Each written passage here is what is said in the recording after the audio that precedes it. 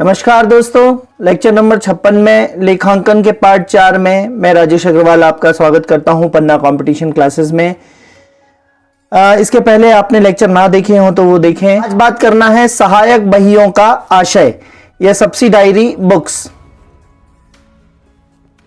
अधिक बड़े व्यवसायों में अकेले नकल बही से काम करने में कठिनाई होती है। नकल बही क्या होती है, इसके लिए इसके पिछले लेक्चर में जाके आप देखें, लेक्चर नंबर 55 में। तो अधिक बड़े व्यवसायों में अकेले नकल बही से काम करने में कठिनाई होती है। इसके समाधान हेतु नकल बही को कुछ भागों में विभाजित कर दिया जाता है। यह विभाजन सहायक बहियां कहलाता है। इसके निम्न प्रकार हैं। ठीक है, अधिक बड़े व्यवसायों में अकेले नकल बही से काम करने में कठिनाई होती है, तो इसके समाधान हेतु नकल बही को कुछ भागों में विभाजित कर दिया जाता है और यह विभाजन क्या कहलाता है, सहायक बहियां कहलाता है। इसके निम्न प्रकार हैं, जैसे रोकड़ बही, नाम से ही समझ में आ जाएगा आपको, सरल है यह बिल्कुल। कैश बुक अर्थात नगद कुछ प्राप्त हुआ हो कंपनी का या कंपनी ने कुछ नगद भुगतान किया हो तो इसमें दर्ज करते हैं। दूसरा क्रय बही या परचेज बुक, उधार में क्रय की गई प्रविष्टियां, जैसे कच्चा माल वगैरह जो है कंपनी ने खरीदा है तो उधार में क्रय की गई प्रविष्टियां इसमें दर्ज करेंगे क्रय बही में। विक्रय बही में उधार विक्रय, किसी पार्टी को माल दिया है, उसका बिल उधार में दिया है तो विक्रय बही में जाएगा। क्रय वापसी बही है ना, परचेज रिटर्न बुक, इसमें उधार में क्रय किए गए माल को किसी कारणवश वापस कर दिया जाता है। फॉर एग्जांपल, कंपनी ने उधार में लिया है, क्रय किया है माल, कच्चा माल, तो कच्चा माल को यदि कंपनी वापस करती है अपने सप्लायर को तो उसका विवरण होता है क्रय वापसी बही में। विक्रय वापसी बही में कंपनी ने यदि अपने ग्राहक को कुछ बेचा है और वो ग्राहक से वापस आ रहा है तो वो चीज दर्ज किसमें होगी, विक्रय वापसी बही में। फिर नकल विशेष या जर्नल प्रॉपर क्या होता है, ध्यान दीजिएगा, प्रश्न एज इट इज पूछा जा सकता है, नकल विशेष या जर्नल प्रॉपर। तो ऐसे खाते जो क्रय बही, विक्रय बही, वापसी बही, रोकड़ बहियों में नहीं लिखे जाते, जो कहीं भी नहीं लिखे जाते, वो कहां लिखे जाते हैं, नकल विशेष या जर्नल प्रॉपर। ऐसे खाते जो क्रय बही, विक्रय बही, वापसी बहियों, रोकड़ बहियों में नहीं लिखे जाते, वे सभी नकल विशेष में लिखे जाते हैं। बस आप शब्दावली जान लें। खुदरा रोकड़ बही या पेटी कैश बुक। पेटी कैश आप समझते हैं, किसी भी ऑर्गेनाइजेशन का जो रोजाना के खर्चे के लिए जो एक पेटी होती है, गल्ला पेटी होती है, उसको पेटी कैश बोलते हैं। व्यवसाय में छोटे छोटे खर्चे अधिक होते हैं, उनको याद रखने में मुश्किल होती है, तो याद रखने में मुश्किल होने के कारण इन्हें किस बही में लिखा जाता है, खुदरा रोकड़ बही या पेटी कैश बही में। रोज के चाय के खर्चे, स्टेशनरी का खर्चा, पता चला पंचिंग मशीन ला रहे हैं तो उसका खर्चा, तो ये सब खुदरा रोकड़ बही में लिखा जाता है। फिर नेक्स्ट है खाता। खाता का मतलब होता है अकाउंट। मैं आपको पहले बता चुका हूं, बही दिखा चुका हूं बुक कीपिंग में, उसमें खाता बताया था और उसके अंदर खतौनी करना बताया था मैंने। तो एक निश्चित समय में सभी तरह के लेन देन को उससे संबंधित खातों में व्यवस्थित रूप से लिखा जाता है ना। एक पार्टी से संबंधित सभी लेन देन को उस संबंधित पार्टी के खाते में व्यवस्थित रूप से लिखा जाता है, यह एक सूची होती है। फॉर एग्जांपल, अरुण का खाता, जिसमें अरुण से संबंधित सभी प्रविष्टियां लेन देन दर्ज होंगे। फिर नेक्स्ट है बिक्री बही या सेल्स बुक, इसमें नगद या उधार बिक्री को लिखा जाता है। ठीक है, तो बिक्री बही हो गई। नाम एवं जमा है ना, डेबिट एवं क्रेडिट, तो हर खाते के दो पहलू होते हैं, शुरू से ही पढ़ते आ रहे हैं कि खाते के दो पहलू होते हैं। कागज के, अब इंग्लिश पैटर्न है या जो कंप्यूटर में आप करते हैं, महाजनी पद्धति में इसका उल्टा होता है, लेकिन अगर इंग्लिश पैटर्न में देखें, यूएस गैप पैटर्न में देखें, तो कागज, जो कागज है उसका बाएं तरफ ये वाला, कागज के बाएं पक्ष को डेबिट और दाएं पक्ष को क्या कहते हैं, क्रेडिट। तो यहाँ क्रेडिट संबंधी चीजें लिखी जाएंगी और यहाँ क्या लिखी जाएंगी, डेबिट। जबकि मैंने आपको रोजनामचा या बही दिखाई थी, उसमें उल्टा था क्योंकि वो महाजनी पद्धति थी। अब बात करते हैं खाता बही या लेजर। इसके प्रत्येक खाते में उससे संबंधित सभी प्रविष्टियों का लेखा दर्ज किया जाता है। हर एक खाते, जैसे अरुण का खाता, वरुण का खाता, मिथुन का खाता, ऐसे, तो प्रत्येक खाते में उससे संबंधित सभी प्रविष्टियों का लेखा दर्ज किया जाता है। इसमें प्रत्येक व्यक्ति, वस्तु या संपत्ति, आय तथा व्यय का खाता अलग अलग रखा जाता है। हर एक का खाता अलग अलग पेज में अलग अलग जगह रखा जाता है। यह व्यापार की प्रधान पुस्तक होती है। तो आपसे पूछेगा व्यापार की प्रधान पुस्तक कौन सी होती है, तो आंसर है खाता बही या लेजर। नेक्स्ट टर्मिनोलॉजी है बैंक समाधान विवरण या bank reconciliation statement. Bank reconciliation statement, bank समाधान विवरण क्या होता है, यह रोकड़ पुस्तक, जो व्यवसाय की रोकड़ पुस्तक होती है, कैश बुक होती है तथा बैंक की पासबुक होती है। तो व्यवसाय की रोकड़ पुस्तक तथा बैंक की पासबुक में होने वाली विषमता का समाधान करने के लिए बनाई जाती है। यह एक निश्चित तिथि को बनाई जाती है। निश्चित तिथि कौन सी हो सकती है? मार्च एंडिंग, है ना, क्योंकि 1 अप्रैल से अगला साल, अगला फाइनेंशियल ईयर शुरू होगा।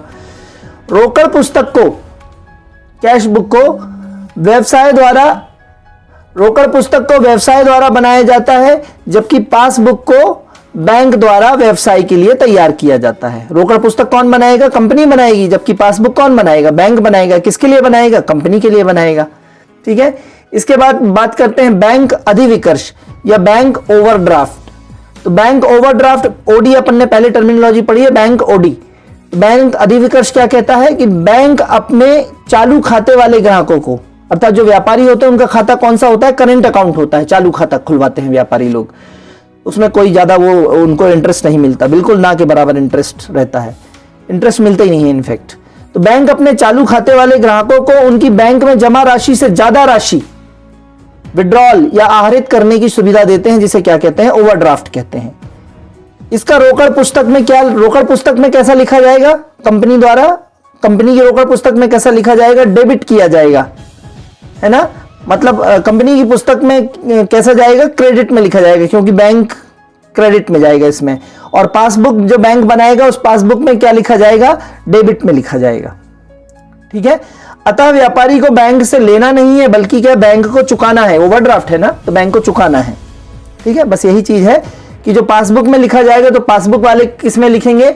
अपनी डेबिट साइड में लिखेंगे, और व्यापारी अपनी किस साइड में लिखेगा? क्रेडिट साइड में लिखेगा।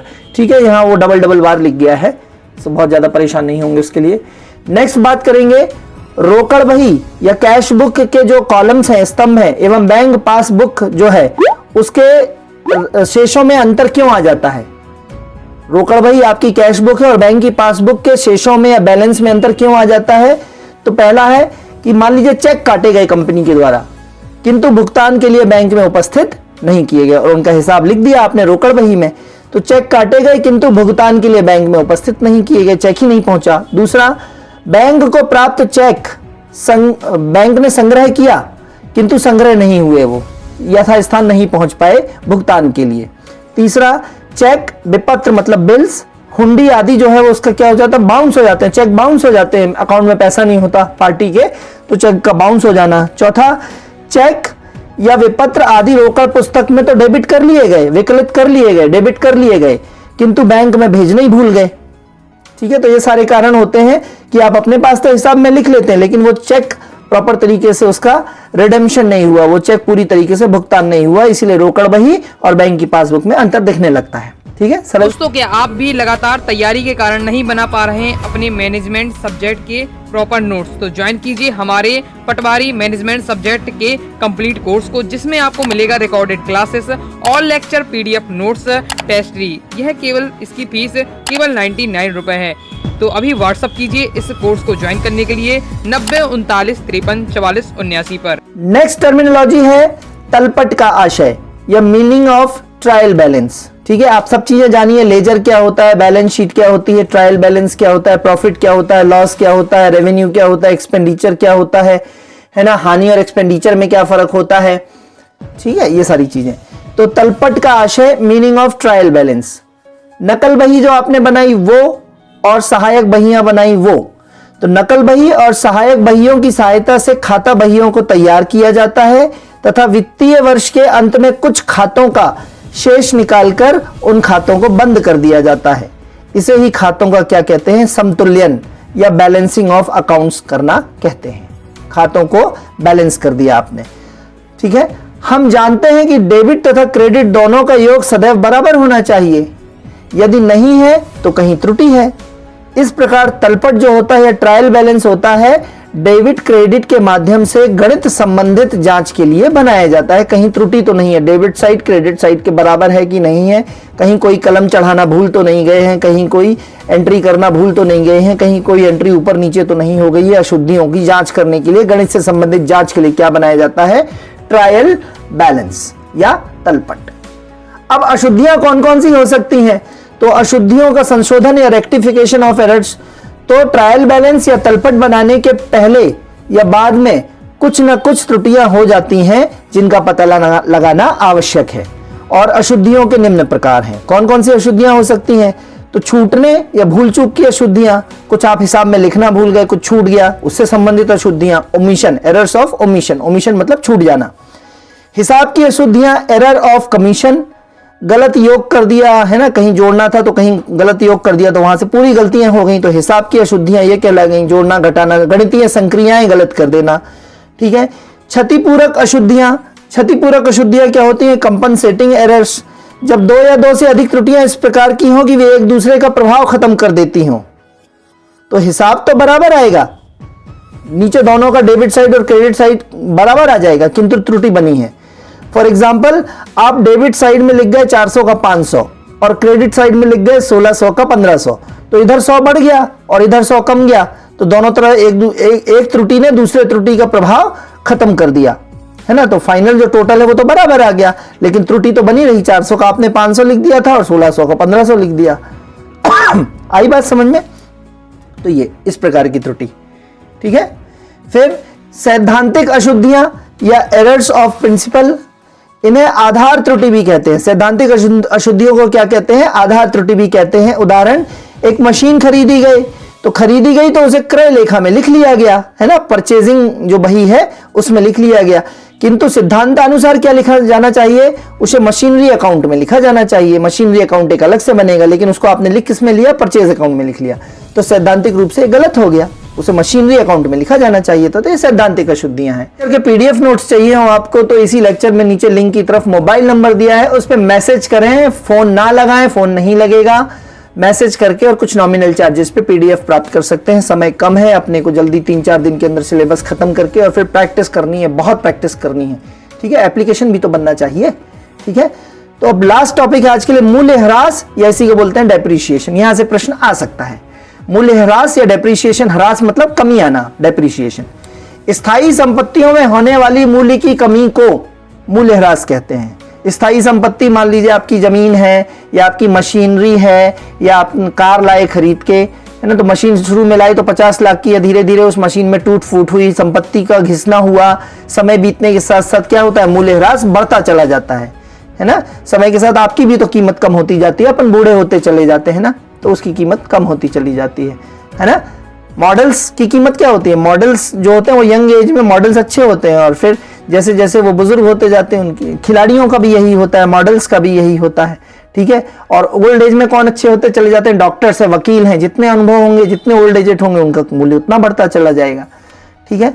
तो वार्षिक मूल्य ह्रास का फॉर्मूला क्या है कि कुल लागत मूल्य, उस वस्तु को खरीदने का या बनाने का कुल लागत मूल्य माइनस अवशिष्ट मूल्य, जो कि उसका मूल्य अभी बचा है। मान लीजिए मैंने कोई कार खरीदी 10 लाख की और आज मुझे 2 साल हो गए वो कार खरीदे हुए और अब उसका मूल्य बचा है 8 लाख, तो कुल लागत मूल्य हो गया 10 लाख, अब कार का मूल्य बचा है 8 लाख, तो मूल्यह्रास कितने का हो गया? 2 लाख का। तो कुल लागत मूल्य माइनस अवशिष्ट मूल्य अपॉन संपत्ति का अनुमानित जीवन काल। मान लीजिए वो कार 50 साल चलने वाली थी, तो 2 लाख बटे 50, तो इस हिसाब से वार्षिक मूल्यह्रास आप निकाल सकेंगे। 10 लाख माइनस 8 लाख बटे 50 साल। इस तरीके से कुछ एग्जांपल दिया है मैंने ये। अब जहां कुल लागत मूल्य क्या होता है उस वस्तु का या मशीन का? कुल लागत मूल्य, उसका क्रय मूल्य, मशीन को कंपनी तक लाने में बड़े बड़े ट्रकों से हो सकता लाया गया हो, तो संपत्ति को लाने में व्यय, संपत्ति को लाने में टूट फूट हुई है तो मरम्मत का व्यय, या हर साल जो टूट फूट होती है उसमें मरम्मत में पैसे लगते हैं तो उसका व्यय, और कंपनी में वो मशीन आई तो उसके इंस्टॉलेशन या स्थापना का व्यय, कंपनी को इंस्टॉल भी तो कराया गया तो इंस्टॉलेशन के व्यय, तो ये सारे कुल लागत में आ जाते हैं। ठीक है। तो इस प्रकार से ये लेक्चर आज का पूरा होता है। अगले लेक्चर में कल फिर मिलेंगे, 2 लेक्चर और रहेंगे इसके लेखांकन के, और फिर बात अपन करेंगे कैपिटल मार्केट, मनी मार्केट और शेयर मार्केट वगैरह की, और फिर खत्म करेंगे अपन। ठीक है। तब तक के लिए धन्यवाद, गुड बाय।